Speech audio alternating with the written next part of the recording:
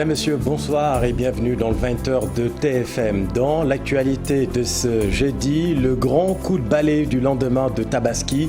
Les agents de nettoiement s'attaquent aux milliers de tonnes d'ordures dans les villes. La fête de Tabaski, gros producteur de déchets cette année, les techniciens de surface ont pris les devants. Reportage à suivre.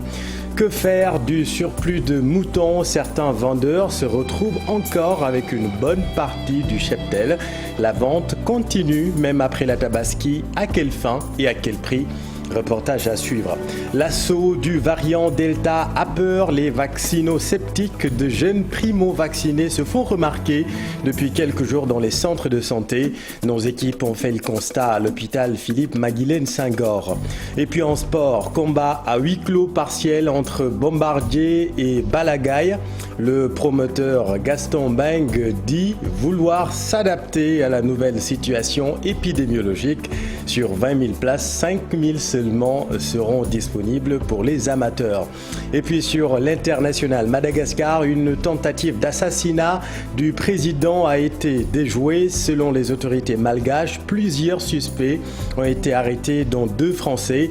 En Afrique du Sud, selon le gouvernement, les violences ont causé la mort de 337 personnes. Voilà pour le titre, tout de suite le développement.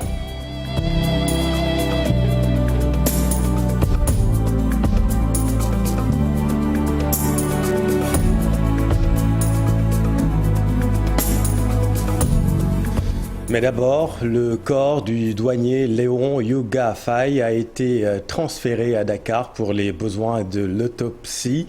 L'adjudant des douaniers en service au poste de Rosso a été tué à son logement de fonction. Il a été retrouvé criblé de balles lundi dans la soirée. La gendarmerie mène l'enquête. Aux courbatures du lendemain de Tabaski, il faut ajouter le visage hideux de la capitale. Des tas d'immondices jonchent les rues de Dakar. Vous le savez, la production de déchets est doublée pendant la fête de Tabaski. Pour rendre la ville propre, les agents de l'UCG ont entamé depuis hier un grand coup de balai. Pape Faraning et Tierno Laurent Mendy. Un décor peu reluisant au marché HLM.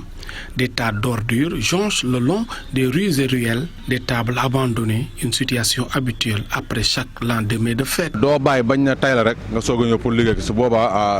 ne faut pas attendre le jour J pour nettoyer. Depuis 15 jours, nous sommes sur le terrain pour ramasser les ordures. Et chaque jour, nous avons plus de 3 camions d'ordures avec des polypènes et bennes à ciel ouvert. C'est pour cela que nous avons ce résultat à pareille époque au marché HLM. Vous voyez même la route et les pavages. Vraiment, c'était pas évident.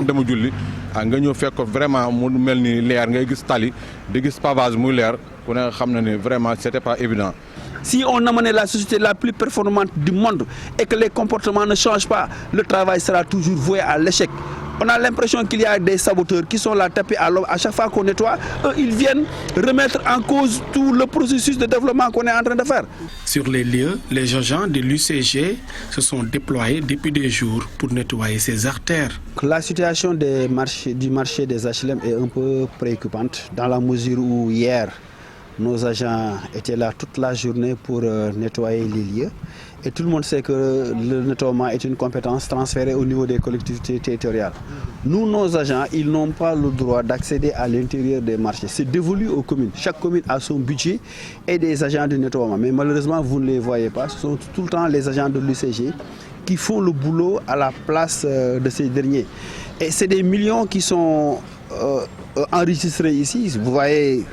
C'est des forats qui sont organisés, c'est des millions qui sont récupérés au niveau des commerçants, soit disant qu'à la fin de leur business, ils vont nettoyer. Personne ne nettoie. Au moment où nos agents étaient là en train de balayer, mais ces gens étaient en train d'écouler leurs produits dans les ordures et ça pose problème. D'importants moyens humains et logistiques ont été mobilisés, même si le nettoiement des lieux du genre est une compétence transférée. Nous avons mis en place un dispositif constitué non seulement du renforcement du mobilier urbain avec à peu près 300 bacs qui ont été mis dans les grandes artères, mais nous avons aussi mis en place un système avec des caisses polybennes, dont celle qui est là juste derrière moi, à des points stratégiques à Dakar, permettant aux gens et dans les régions aussi d'aller mettre leurs déchets issus de la Tabaski dans ces réceptacles prévus à cet effet. L'autre innovation cette année, c'est que nous avons mis en place des points propres au niveau des quartiers, munis de bacs à ordures aussi, dédiés à la Tabaski, en plus des 149 PRN que nous avons à Dakar et dans les régions. Mais en plus de ça, nous avons mobilisé aussi 3049 agents à Dakar et aussi dans l'ensemble des départements et régions du Sénégal pour venir en soutien au système de collecte et de balayage. Malgré ce décor au niveau des marchés, cette année, il y a un léger mieux. Depuis des jours, les agents de l'UCG ont pris les devants pour éviter le pire dans ce contexte de Covid-19. Opération ville propre également à Saint-Louis. Là-bas, les agents de nettoiement ont récupéré des tonnes d'ordures au marché Tenjé-Guène et au forail de Darou.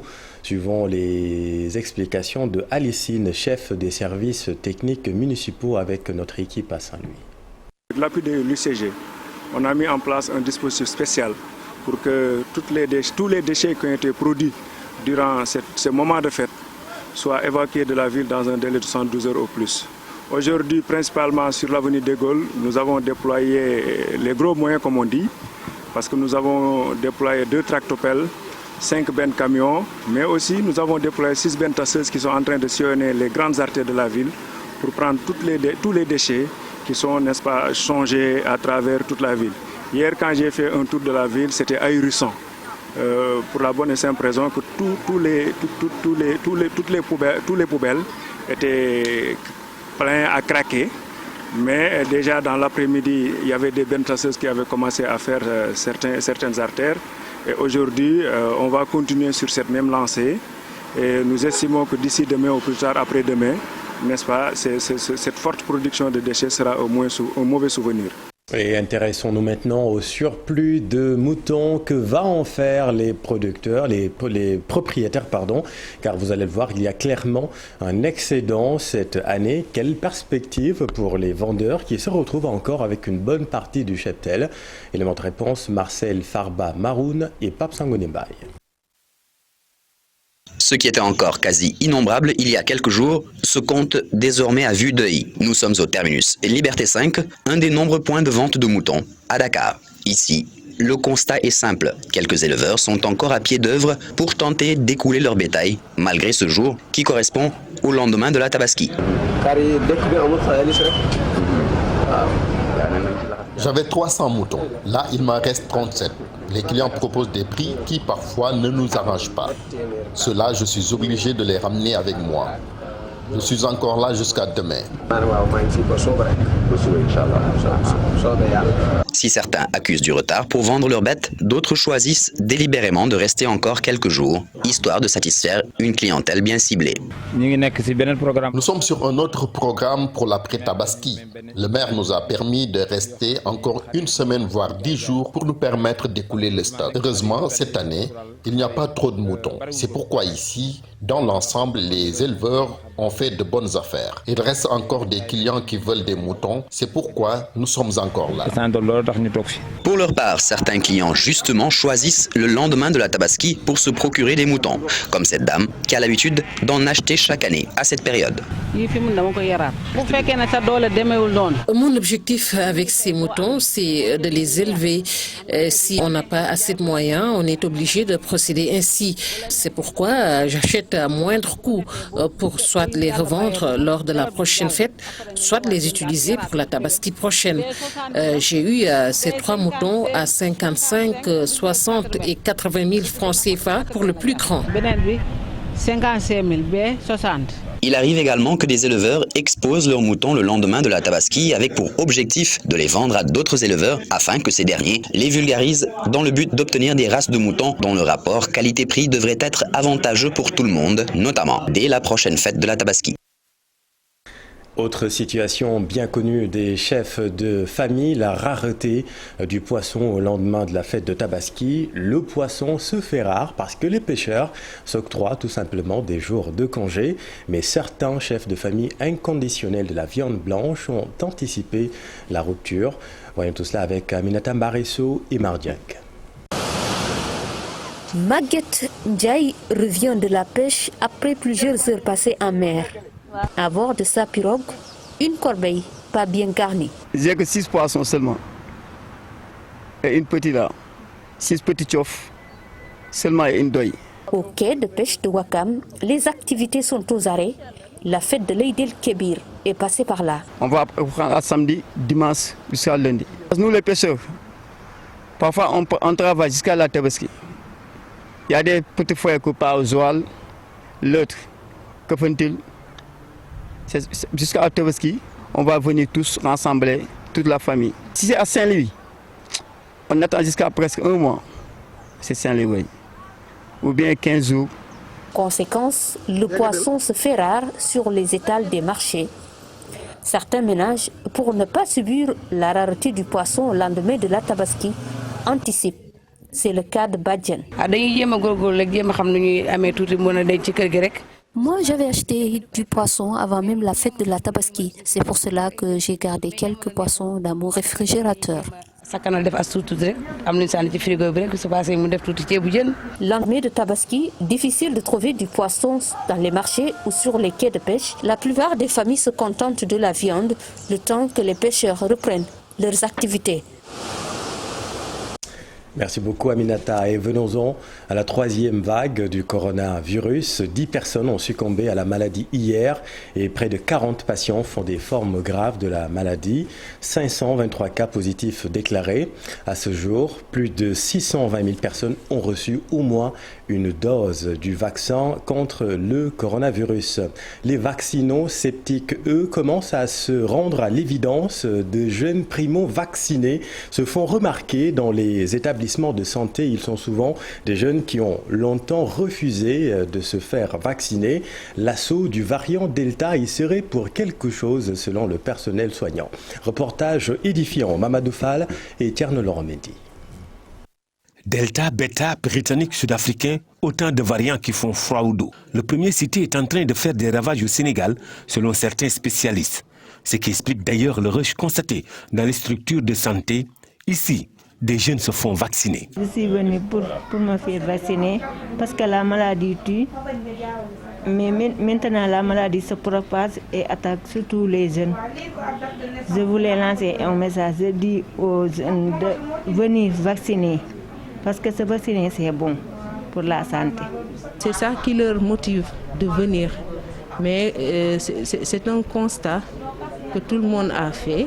Actuellement, vraiment, c'est les jeunes qui se précipitent pour se faire vacciner. Réticente au début de la pandémie, cette dame a finalement décidé de se faire piquer. Le pourquoi de ce changement d'attitude? C'est mon première dose parce que j'étais peur. J'avais eu peur de venir. Les gens disaient que si vous faites le vaccin, vous allez mourir dans un an. J'ai décidé de venir parce que la maladie, j'ai peur de la maladie. La maladie, ça tue. Si d'aucuns font la queue pour les vaccins, d'autres veulent se faire dépister. La situation l'impose et plus de 300 personnes sont dépistées quotidiennement. Et nous dépassons toujours les 200 à 300 tests par jour. Effectivement, parce que d'une part, c'est parce que les gens se sont mis à l'évidence qu'il y a réellement la pandémie. mais fekk naa fi ay nit yu bëri te ñëpp ñu feebar la boo xamante ne mu ngi sonal askan wi yëpp bon sama devoir moom yow def ko waaw loolu moom laay def en tant que kii duñ ko waxte père de famille pour sauver d'abord sama famille ba pare. Touchés de plus en plus par le coronavirus, les jeunes envahissent les structures sanitaires pour lutter à leur manière contre la pandémie. Pour certains, la jeunesse doit être en première ligne afin de vaincre ce fléau. Ouverture d'un centre de transfusion sanguine à Matam. Des jeunes se sont portés volontaires pour la première collecte de poches de sang. Première collecte plutôt satisfaisante. L'initiative est du médecin-chef région. Explication Ali Bandeniang. Pour trouver du sang, sauver des vies, des accidentés de la circulation ou des femmes en accouchement en particulier dans les structures sanitaires de la région de Matam, du département de Bakel et d'une grande partie du département de Podor, il fallait se rendre au centre hospitalier régional de Ourossogui. Une forte demande qui le plus souvent est insatisfaite. Seulement, aujourd'hui, on peut bien espérer mieux avec l'ouverture du centre régional de transfusion sanguine à l'hôpital régional de Matam. Mais ce qu'il faut savoir, c'est qu'au moment où nous avons ces performances-là, les besoins au niveau de la région ne cessent d'augmenter. Parce qu'avant, il fallait servir l'hôpital de Ourossogui. Maintenant, il y a 2 hôpitaux, donc l'offre de santé a augmenté. Il y a le 3e hôpital d'Agnam qui va commencer, les districts maintenant, tout le monde commence à transfuser. Donc nous aurions aimé satisfaire toutes les demandes. C'est témoigner un sentiment de satisfaction et de soulagement, mais surtout féliciter et remercier particulièrement le médecin-chef de région pour son pragmatisme, son sens de l'implication, son sens de collaboration, son sens d'unité, de l'unité. Depuis son arrivée, vraiment, il n'a pas cessé de booster ce centre.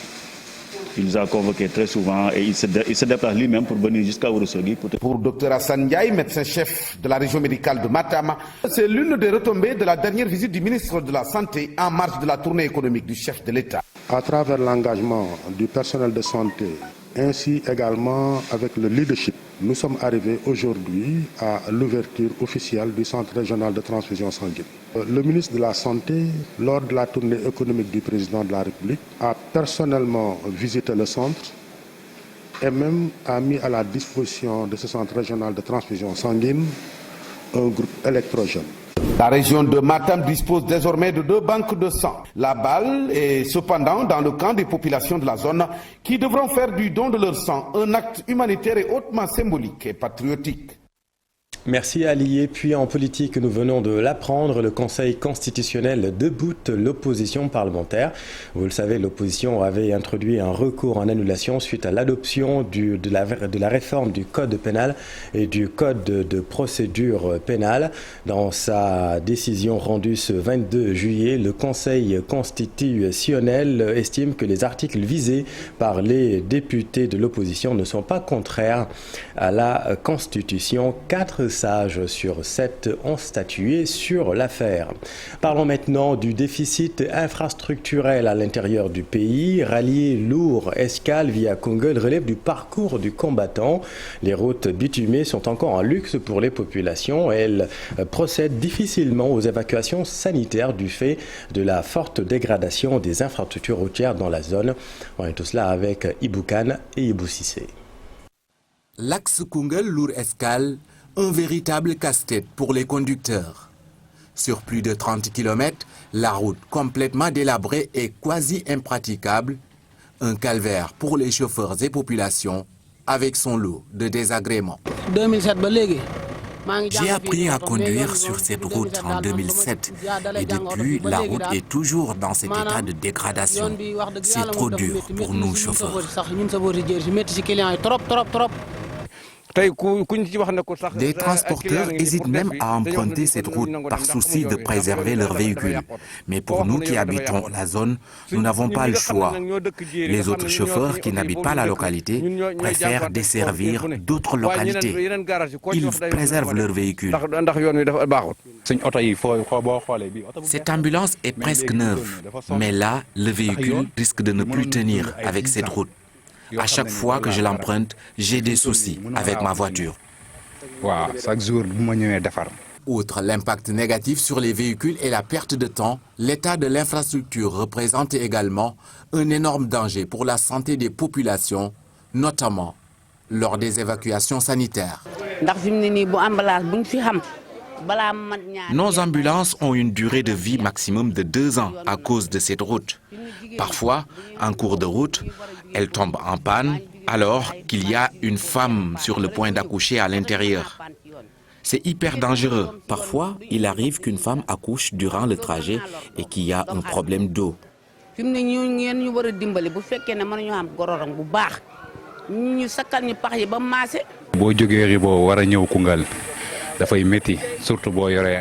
pas normal.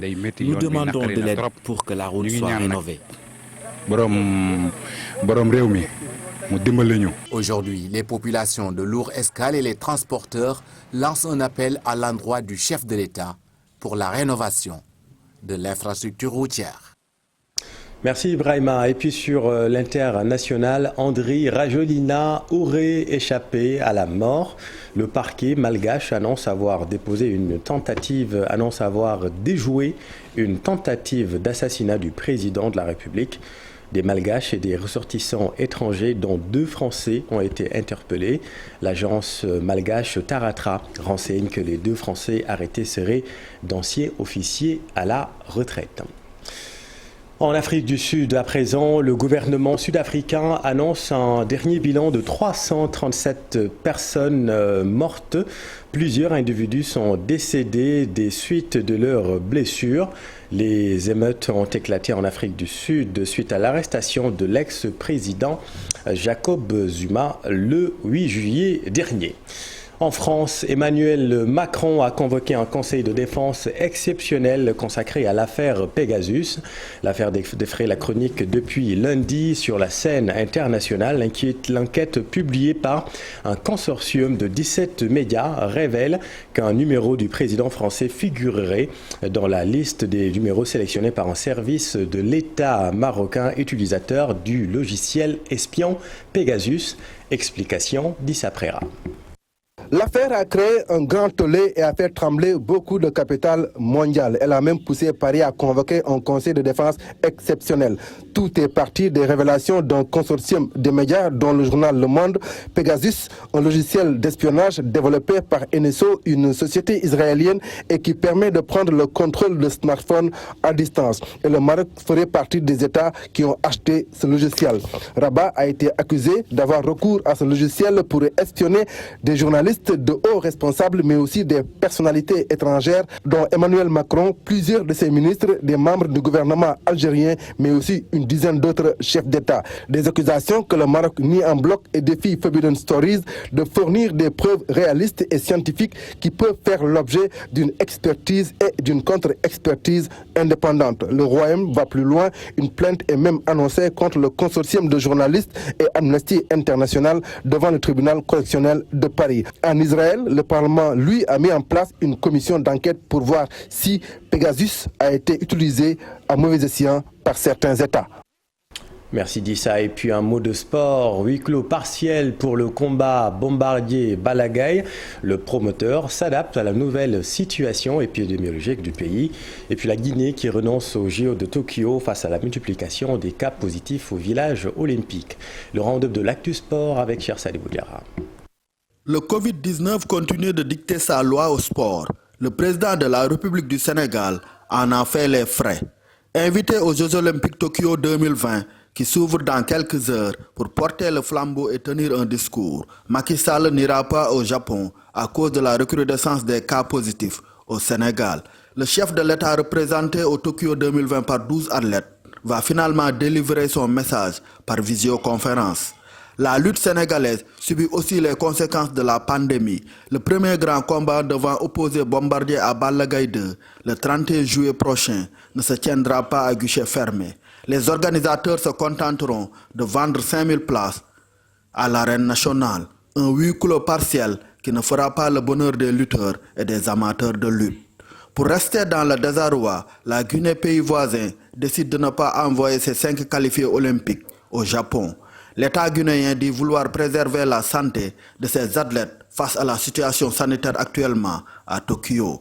Une bonne excuse. La 32e édition des Jeux Olympiques enregistre de plus en plus de positifs au Covid depuis l'arrivée des délégations et les tests effectués. Au total, pas moins de 86 cas de Covid sont dénombrés. Toutefois, quelques disciplines ont démarré leur compétition. En football homme, la Côte d'Ivoire a battu l'Arabie Saoudite 2-1. L'Égypte a tenu en échec l'Espagne, un nul blanc, alors que l'Afrique du Sud s'incline devant le pays hôte, 1-0. Le choc de la première journée entre le Brésil et l'Allemagne a tourné à l'avantage des Brésiliens, 4-2. Voilà, merci beaucoup, cher Sadibou. C'est la fin de cette édition. Merci infiniment de l'avoir suivi. Les programmes continuent sur TFM. Restez avec nous, vous êtes au bon endroit. Bonne soirée.